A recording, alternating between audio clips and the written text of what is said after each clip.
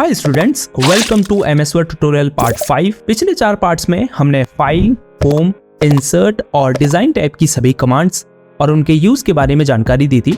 इस पार्ट में हम लेआउट टैब की सभी कमांड्स और उनके इस्तेमाल के बारे में आपको डिटेल में बताएंगे। तो आपके टाइम की रिस्पेक्ट करते हुए एमएस वर्ड ट्यूटोरियल पार्ट 5 को स्टार्ट करते हैं।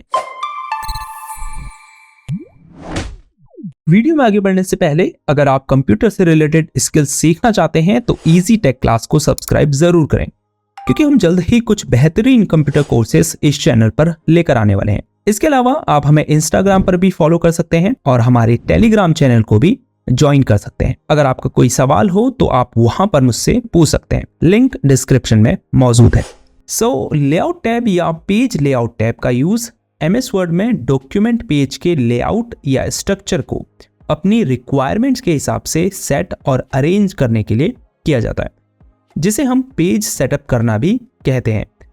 इस टैब में दी गई कमांड्स का यूज स्पेशली तब इंपॉर्टेंट हो जाता है जब आपको डॉक्यूमेंट पेजेस को प्रिंट करने की आवश्यकता होती है, क्योंकि बिना पेज सेटअप किए अगर आप डॉक्यूमेंट पेजेस को प्रिंट करने जाएंगे तब हो सकता है कि वो प्रिंटिंग पेज पर सही तरह से प्रिंट ही ना हो या बहुत खराब स्ट्रक्चर के साथ प्रिंट हो। तो ऐसे में इंपॉर्टेंट है लेआउट टैब की इन सभी कमांड्स को अच्छे से समझना। लेआउट टैब की कमांड्स आपको 3 ग्रुप में डिवाइडेड मिलेगी, जिसमें पेज सेटअप, पैराग्राफ और अरेंज ग्रुप शामिल है।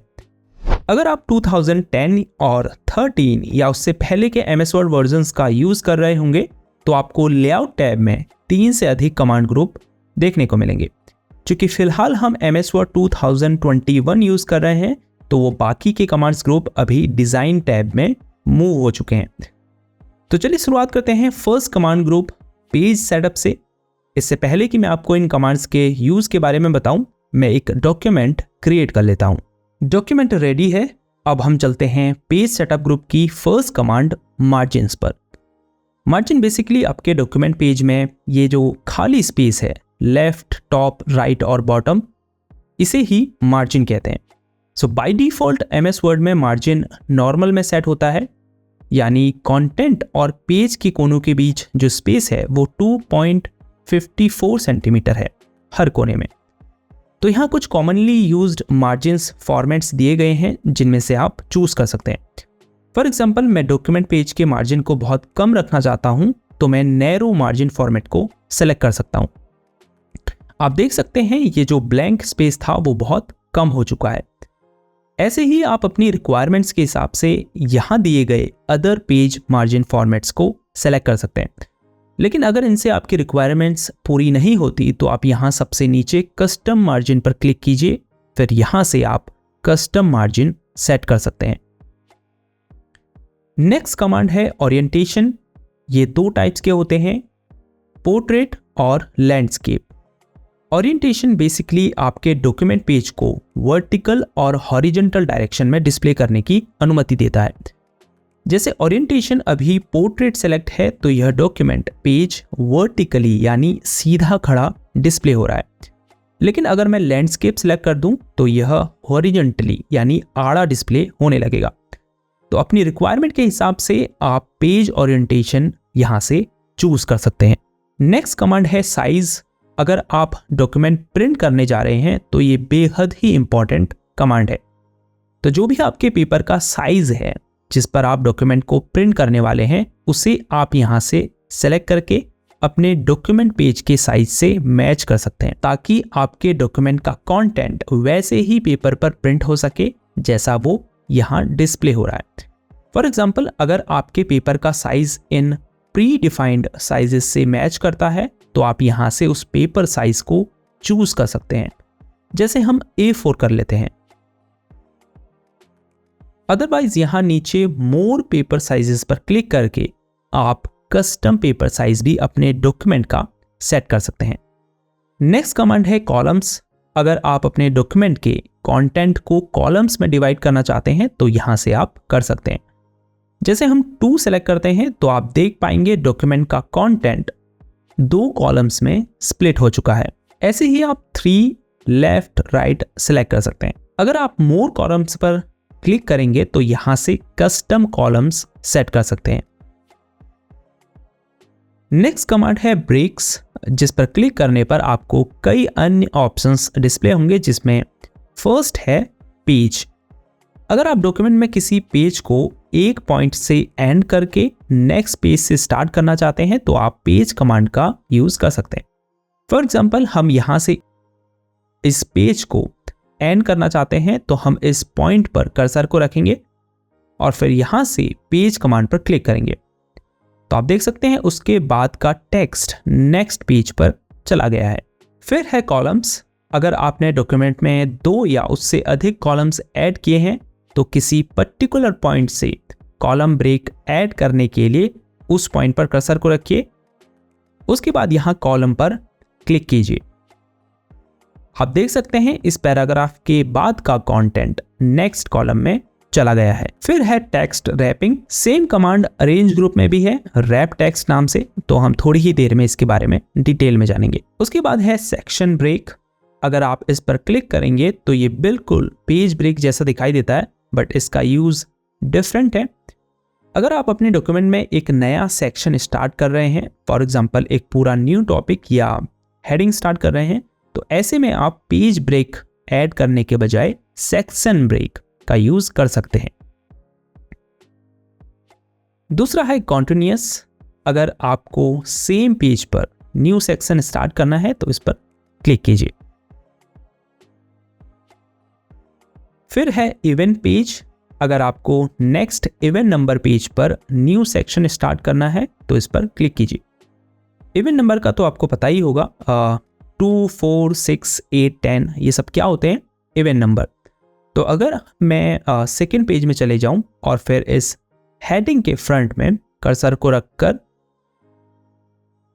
इवेंट पेज पर क्लिक करूं तो आप देखिए ये सेक्शन 4th पेज से स्टार्ट हो गया है। फिर है ऑड पेज। अगर आपको नेक्स्ट ऑड नंबर पेज पर न्यू सेक्शन स्टार्ट करना है तो इस पर क्लिक कीजिए। ऑड नंबर होते हैं 1, 3, 5, 7, 9 इस तरह। तो मान लीजिए आपने फर्स्ट पेज में ऑड पेज सेक्शन ब्रेक लगाया तो वह नेक्स्ट सेक्शन कहां से स्टार्ट होगा, 3rd पेज से। सो आई होप ब्रेक कमांड्स आपको अच्छे से क्लियर हो गई होगी। तो इसी बात पर वीडियो को लाइक कर दीजिए। पेज सेटअप ग्रुप की नेक्स्ट कमांड है लाइन नंबर्स।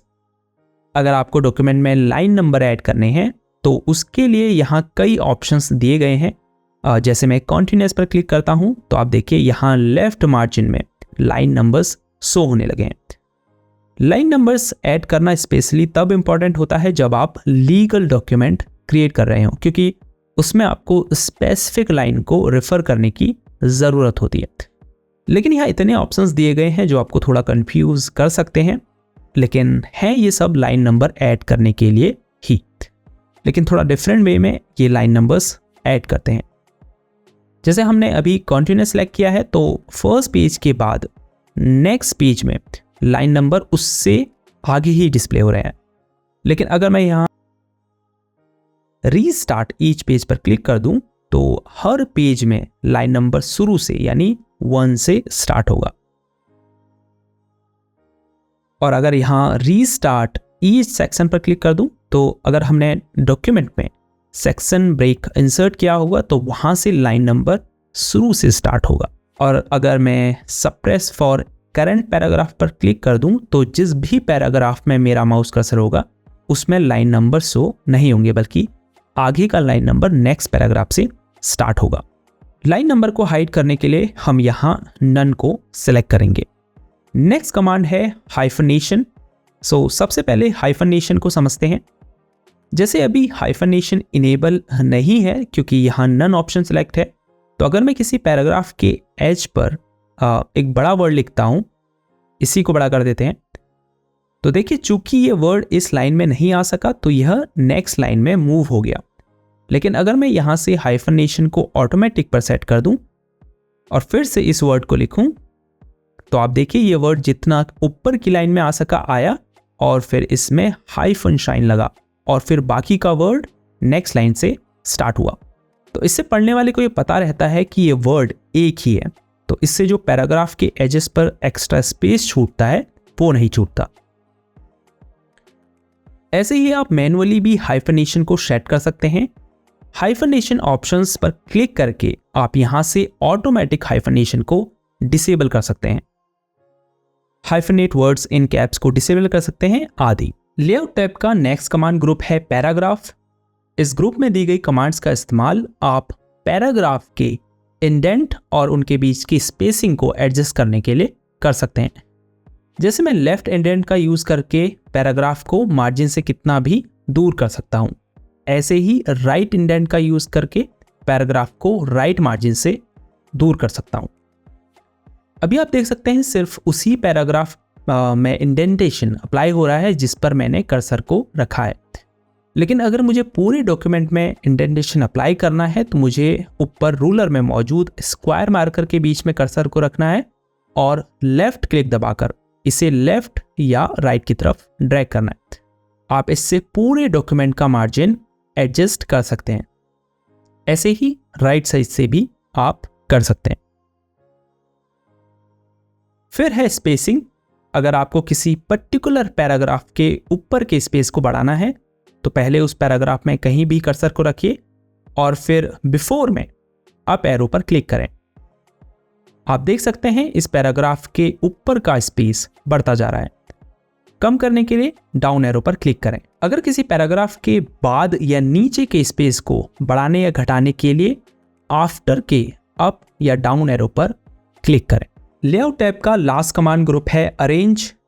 अरेंज ग्रुप में दी गई कमांड्स का यूज बेसिकली डॉक्यूमेंट में ऑब्जेक्ट्स यानी पिक्चर्स, शेप्स, चार्ट्स एक्सेट्रा को बेहतर तरीके से व्यवस्थित करने के लिए किया जाता है। तो इसके लिए पहले में हमें डॉक्यूमेंट में एक ऑब्जेक्ट ऐड करना पड़ेगा। तो पहले मैं एक पिक्चर ऐड कर लेता हूं।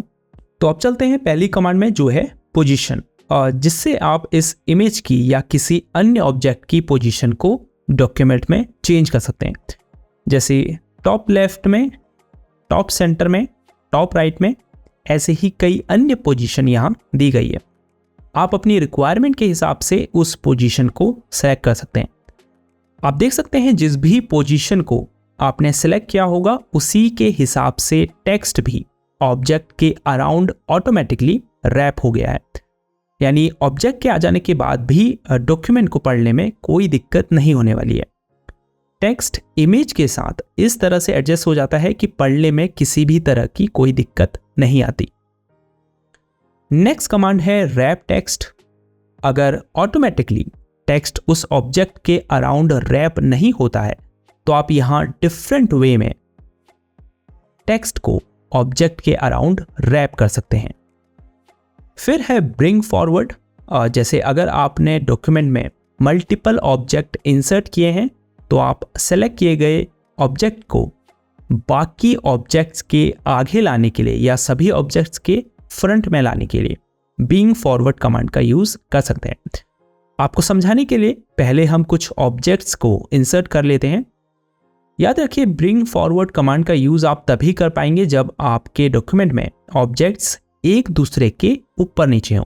तो इसके लिए 3 to 4 ऑब्जेक्ट इंसर्ट करने पड़ेंगे। अब अगर हमें ब्लैक कलर वाले ऑब्जेक्ट को एक ऑब्जेक्ट के आगे लाना है तो आपको ब्रिंग फॉरवर्ड पर क्लिक करना है।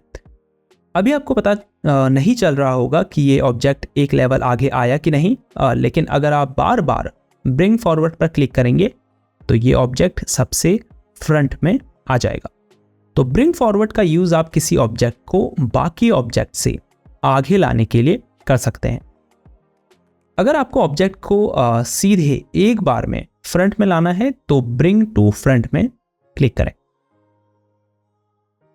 ऑब्जेक्ट को टेक्स्ट के फ्रंट में लाने के लिए bring in front of text पर क्लिक करें। हालांकि फिलहाल अभी ऑब्जेक्ट टेक्स्ट के फ्रंट में ही है। उसके बाद है सेंड बैकवर्ड। सेम ऑप्शंस हैं बट यहां ऑब्जेक्ट बैकवर्ड जाएगा। फिर है सिलेक्शन पैन। इससे आप अपने डॉक्यूमेंट में मौजूद सभी ऑब्जेक्ट्स की लिस्ट को देख सकते हैं। यहां से आप किसी ऑब्जेक्ट को सेलेक्ट करके फॉरवर्ड बैकवर्ड मूव कर सकते हैं। इसके अलावा ऑब्जेक्ट की विजिबिलिटी को कंट्रोल कर सकते हैं, यानी उन्हें शो और हाइड भी कर सकते हैं। फिर है अलाइन कमांड, जिससे आप सेलेक्ट किए गए ऑब्जेक्ट की प्लेसमेंट को डॉक्यूमेंट में चेंज कर सकते हैं। जैसे ऑब्जेक्ट को डॉक्यूमेंट पेज के लेफ्ट साइड में रख सकते हैं, सेंटर में रख सकते हैं, राइट में रख सकते हैं, ऐसे ही अलग अलग पोजीशन में ऑब्जेक्ट को रख सकते हैं। फिर है ग्रुप, जिससे आप ऑब्जेक्ट्स को आपस में ज्वाइन कर सकते हैं। उसके बाद है रोटेट, जिससे आप ऑब्जेक्ट को अलग अलग डायरेक्शन में रोटेट या फ्लिप कर सकते हैं। तो ये थी लेआउट टैब की सभी कमांड्स और उनका इस्तेमाल। अगर आपको कहीं पर कुछ समझ में नहीं आ रहा है या कोई सवाल है आपका, तो नीचे कमेंट कीजिए, मैं उसका रिप्लाई आपको ज़रूर दूंगा। अगर आपको MS वर्ड कोर्स की ये सीरीज़ पसंद आ रही है और आप धीरे धीरे MS वर्ड में बेहतर होते जा रहे हैं, तो वीडियो को लाइक और चैनल को सब्सक्राइब करके आप अपना सपोर्ट हमें दिखा सकते हैं। आपसे मिलते हैं MS वर्ड ट्यूटोरियल पार्ट 5 में। तब तक के लिए गुड बाय।